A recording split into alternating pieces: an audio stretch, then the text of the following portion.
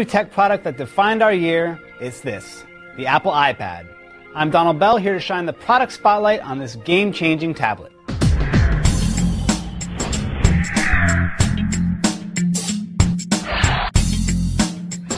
The iPad debuted in April of 2010 and immediately reset everyone's idea of what a tablet should be. There are two main models of the iPad, one that connects to the internet using a combo of Wi-Fi and 3G from AT&T, and one that relies just on Wi-Fi. The Wi-Fi models are priced at $499 for 16 gigabytes, $599 for 32, and $699 for 64. Models with 3G are available in the same capacities, but are priced at $130 higher. Out of the box, you get the iPad, a wall adapter, and a USB cable.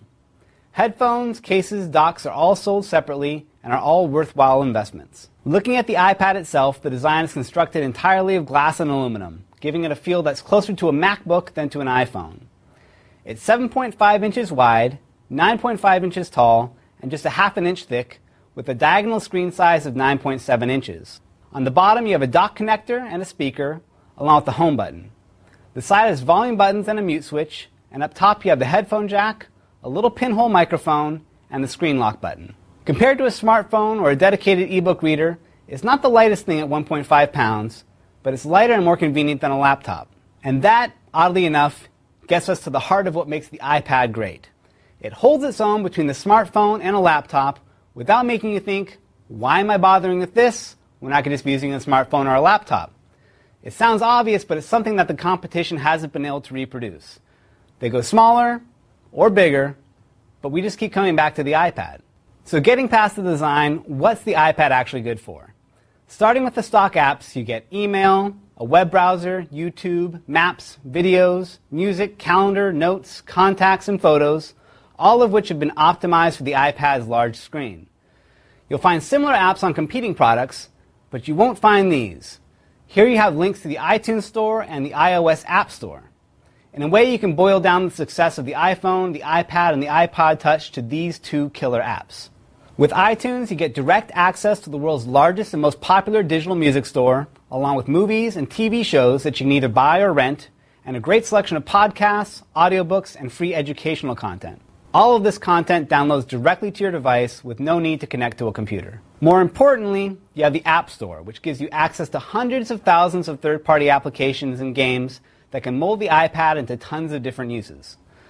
If you want to use the iPad as an ebook reader, you can download Apple's own iBooks app, or the Amazon Kindle Reader, the Barnes & Noble Nook Reader, or even an app for comic books.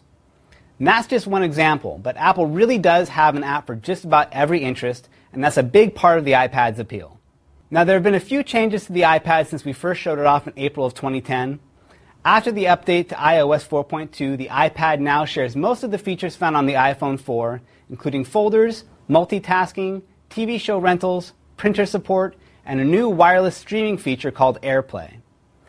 If you like staying organized, the folder feature lets you group apps together under a custom label. The multitasking capability allows you to run multiple apps at the same time and quickly jump back and forth between the currently running apps.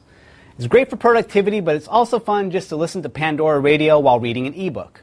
TV show rentals, which came to the iPhone and the iPod Touch in September, are now finally on the iPad, offering tons of popular shows for as little as 99 cents per episode.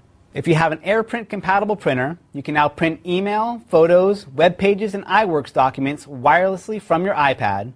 And if you own one of Apple's $99 Apple TVs, or you're thinking about getting one, the iPad's new AirPlay feature lets you send your videos, photos, and music straight to your TV over your home network. Add it all up, and you have an awesome product that just keeps getting better. It's also one of those few tech products that we feel good about recommending across the board, whether you're a gadget fanatic or someone who typically shies away from computers. It's worth giving the iPad a try. So that's the iPad from Apple. It's CNET's top pick for tablets, and it's also one of the most talked about gadgets of the year. And more than anything, it's a lot of fun. So for CNET.com, I'm Donald Bell.